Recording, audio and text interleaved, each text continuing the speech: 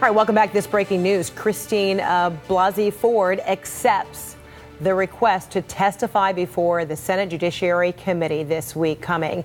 The exact terms and the timing are uncertain as Ford's attorney asks to continue negotiations today with committee staff. Let's bring back now Patrick Healy and Tim Naftali. So we don't know about the conditions, but we do know now that the offer has been accepted.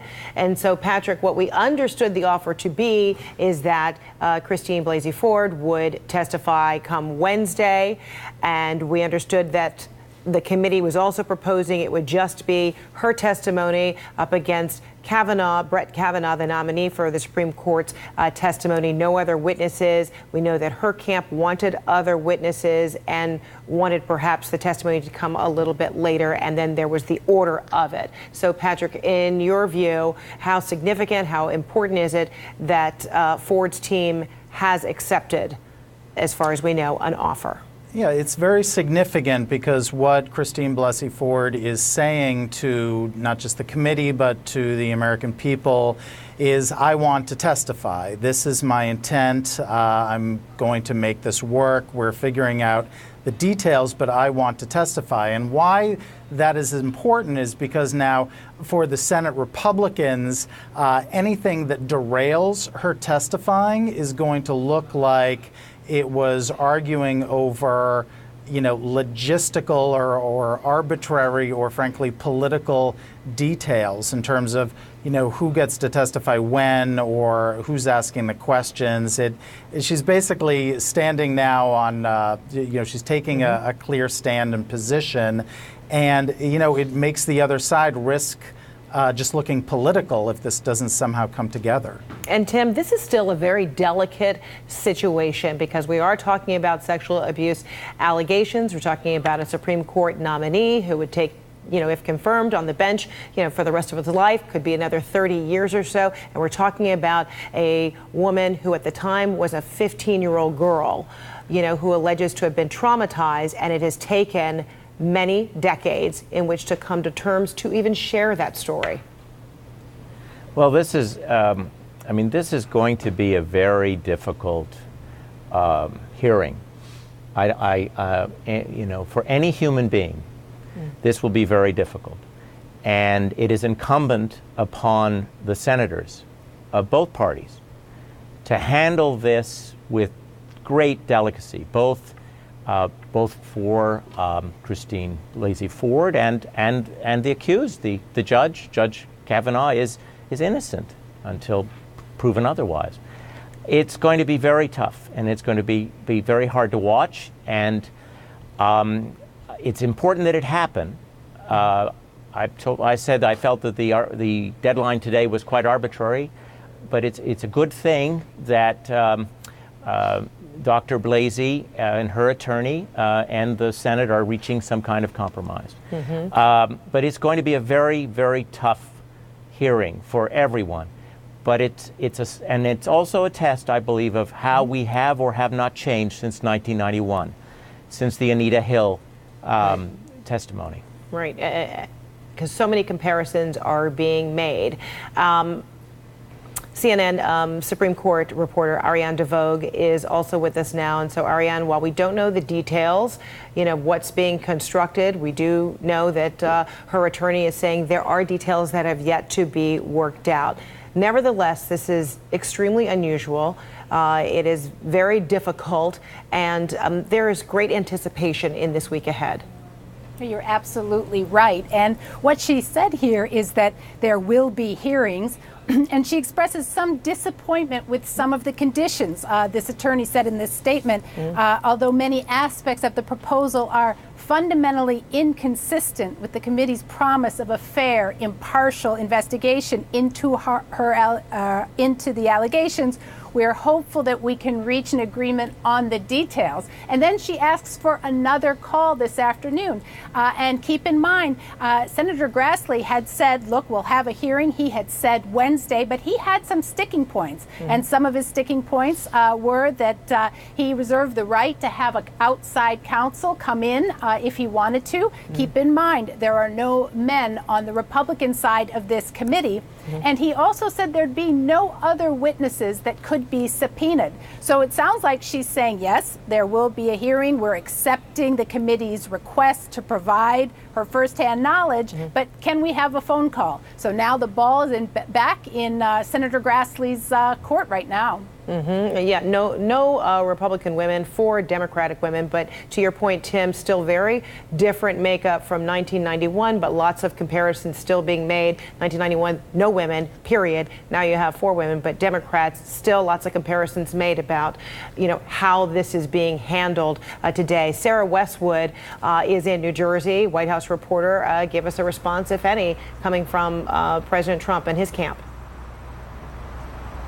Well, nothing yet from the White House so far, Fred, on the latest development in the negotiations with Christine Blasey Ford's camp. But keep in mind that President Trump has shown a long evolution in the weeks since Ford came forward with these allegations. At first, he stuck to the Republican line of giving Ford the opportunity to testify, treating her with respect, saying she should be heard, and continuing to praise the integrity of Brett Kavanaugh, the Supreme Court nominee. But over the course of the week, President Trump has gotten closer and closer to going on offense against Christine Blasey Ford. That started Thursday evening in Las Vegas during that interview with Fox News, where President Trump first started questioning why Ford didn't go to the authorities 36 years ago when this alleged assault took place.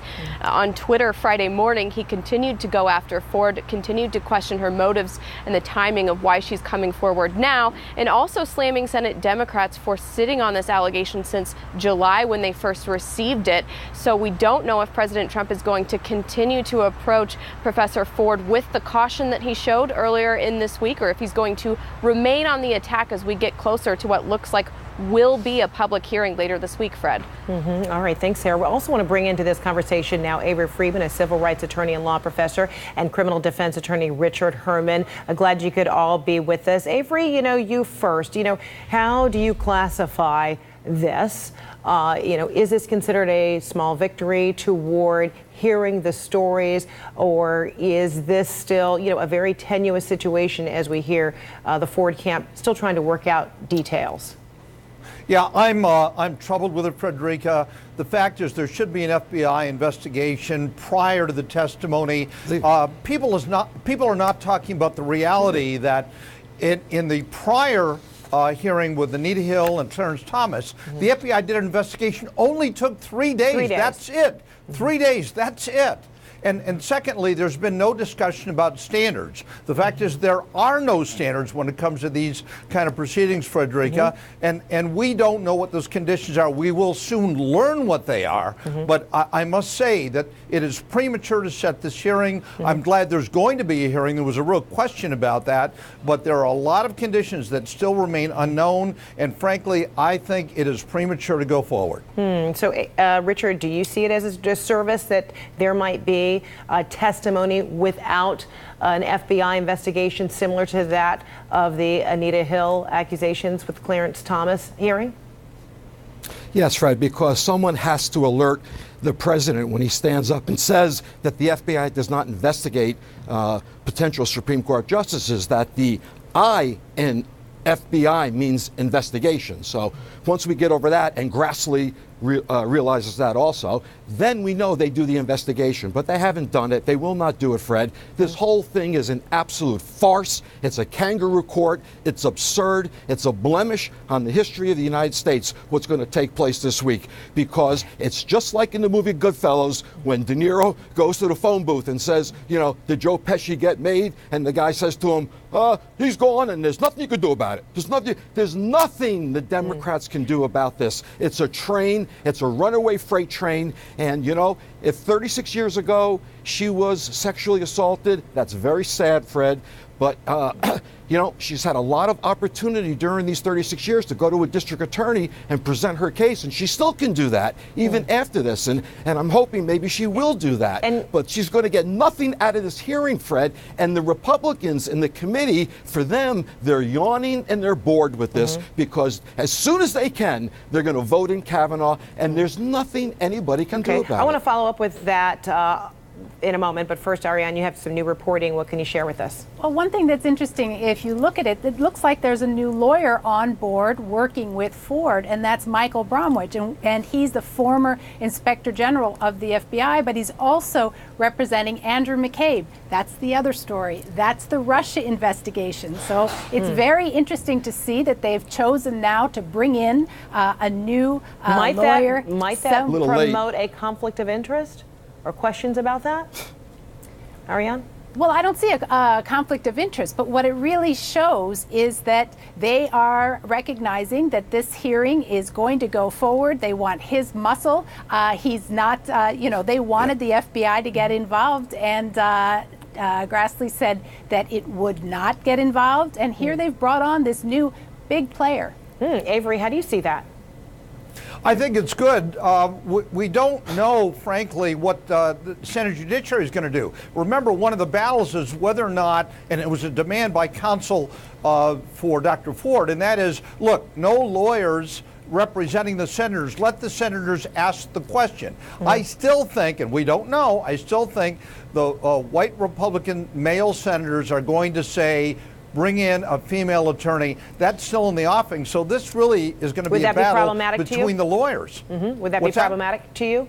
I an outside counsel? Yes. Okay, and so Richard, just to follow up really quick, you mentioned, you see this as a farce. Is it because it would be, he said, she said, without an FBI investigation? And at the same time, you also said, she should have gone to authorities long ago, and there were many opportunities. And doesn't that, go to the center of how difficult it is when people, are victimized, allegedly victimized like this, how reticent, how difficult it is to go to authorities, to go to anyone, and you're talking about at the time a 15-year-old girl.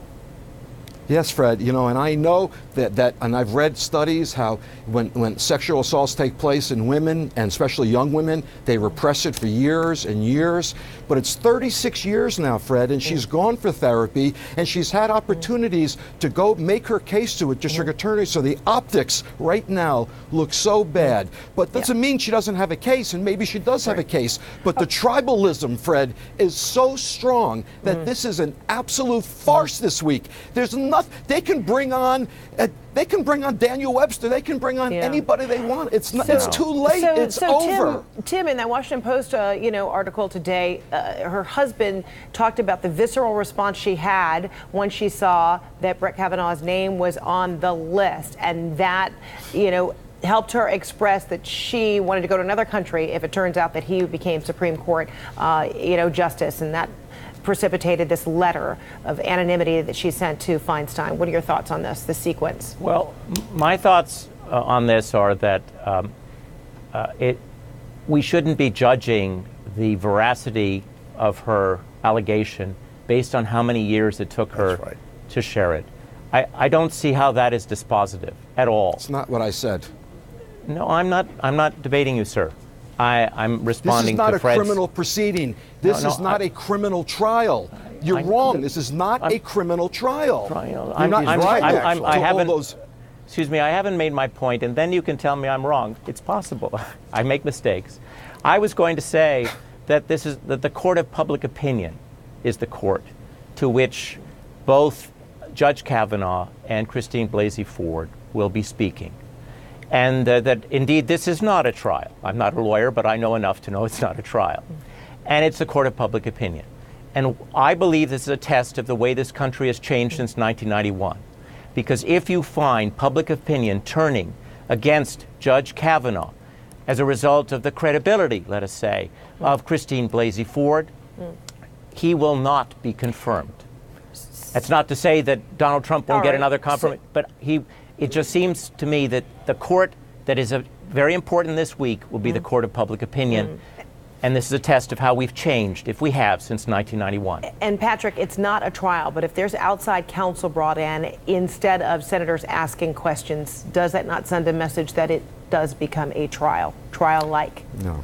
Right. I mean, it's taking it to a different place. I mean, normally the Senate Judiciary Committee members would be asking the questions. So it sort of, takes this into a a realm of, it feels like sort of a lawyer grilling her on specifics, and in some ways it feels as if the men on the Senate Judiciary Committee on the Republican side are trying to reach to optics or politics with this. Okay. It's their duty to be asking the questions, I believe. All right, and quickly, Richard, really quick, I heard you say no. No, Fred, it's not a criminal trial. The time for that it's still, she can still do that, and she probably should do that if she feels this strong about it. Leave it right there. Patrick Healy, Tim Naftali, Ariane DeVogue, Richard Herman, Avery Friedman, thanks to all of you. Really appreciate it.